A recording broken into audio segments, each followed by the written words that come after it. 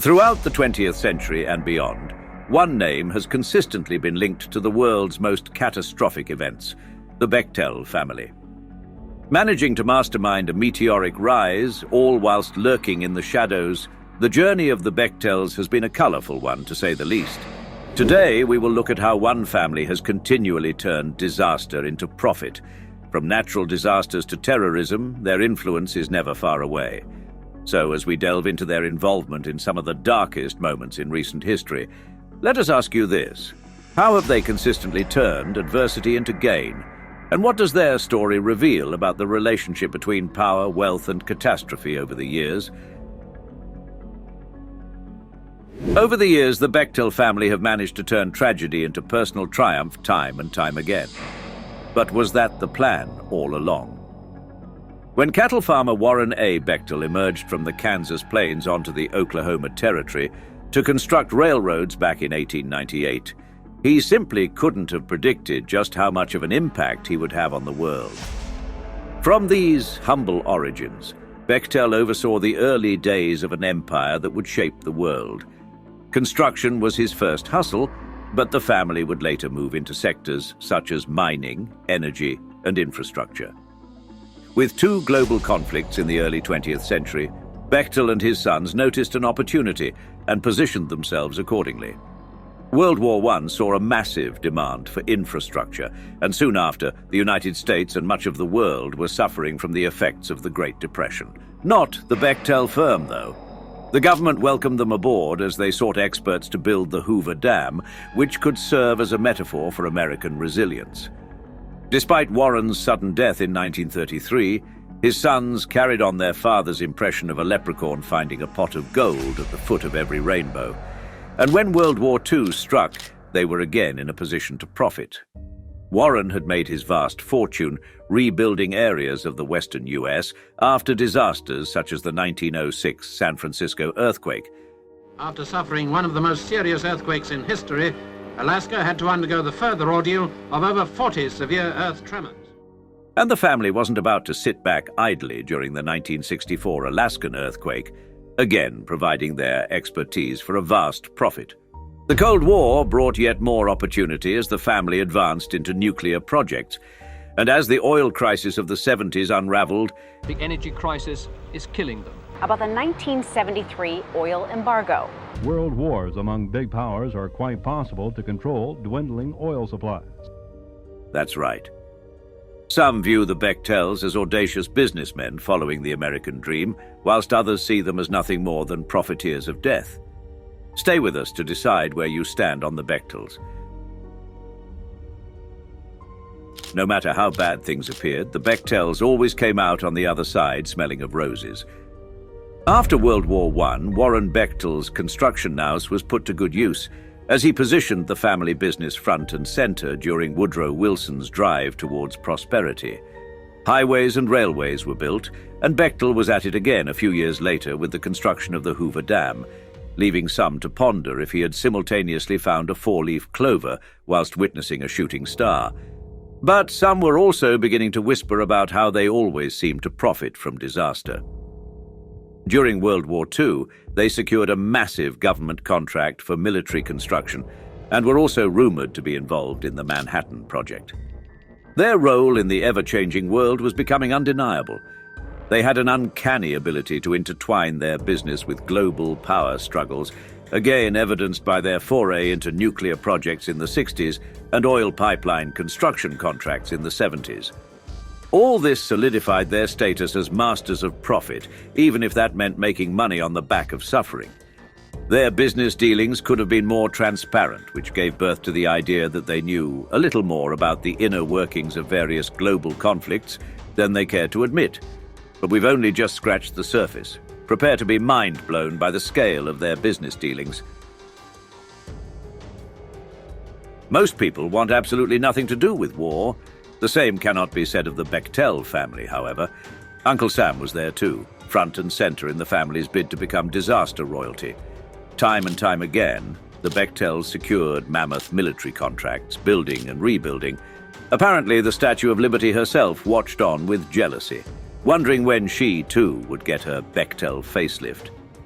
Battleships were built, airfields were constructed, and around every corner stood a Bechtel company man, ready to report back to HQ on a job well done. In the Pacific Theater, they regularly built airstrips on remote islands to assist Allied advances. Still at home, they were just as busy, building military research outposts in the desert from scratch. Legend has it that when they were done, even the cacti nodded in acknowledgement. Involvement in the Manhattan Project was an open secret. With the world on the brink of nuclear war and many wondering where their next loaf of bread was coming from, the Bechtels were producing mammoth amounts of bread, just of a very different type. For the Bechtels, war became their livelihood, and they pursued it vigorously. They weren't building on behalf of the US government. It was very much a joint venture, the kind of partnership that makes one wonder just how much influence senior members of the Bechtel family had in the halls of power in the White House. It wouldn't be the first or last time big business had influenced presidents. You just have to take a look back at our Panama Papers video for plenty more evidence of that. Now, of course, I know that there's no way the Bechtels could have had a pact with Mother Nature, but you might be forgiven for thinking otherwise. Where destruction has reigned over the past 125 years, the Bechtels have tended to come up with trumps.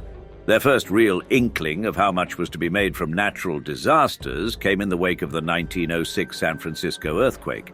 At the same time, city residents trembled like the buildings they were housed in as the cavalry rode in the shape of the Bechtel family to save the day. They rebuilt the city in record time, positioning themselves as the #1 contractor in the US. And it was the same story 6 decades later as disaster once again struck the western United States, this time in Alaska. The Bechtels were on the scene quicker than you could utter energy and construction, reconstructing and improving bridges, highways, and other key infrastructure. Hurricanes and floods are also par for the course where the family are concerned. The devastating effects of Hurricane Katrina were swept up by the corporation, which had honed its craft when it came to flooding during the 1977 Johnstown floods. The Bechtels used these events as a flex to show how adept they were at handling their business. Like it or not, they were good at what they did, and their ability to transform havoc into harmony, all whilst turning a tidy profit, was second to none. Like any good investor, the Bechtels have always viewed economic instability and recession as opportunities. As we all know by now, their expertise lies in turning bad times into good. As the world struggled during the Great Depression, the Bechtels held their nerve and only saw an opportunity. Their wealth grew exponentially as they took up the role of America's savior.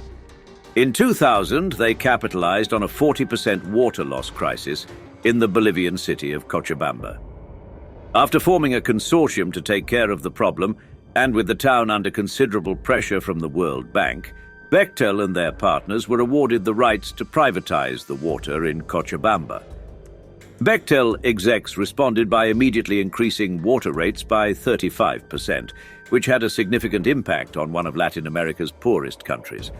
The financial crisis of 2008, masterminded by banking firms around the world, provided yet another chance for a financial windfall. Bechtel also increased their reach in the energy sector with shrewd investments in pipelines and infrastructure. This again led detractors to suggest that company chiefs may have known a little more than they admitted.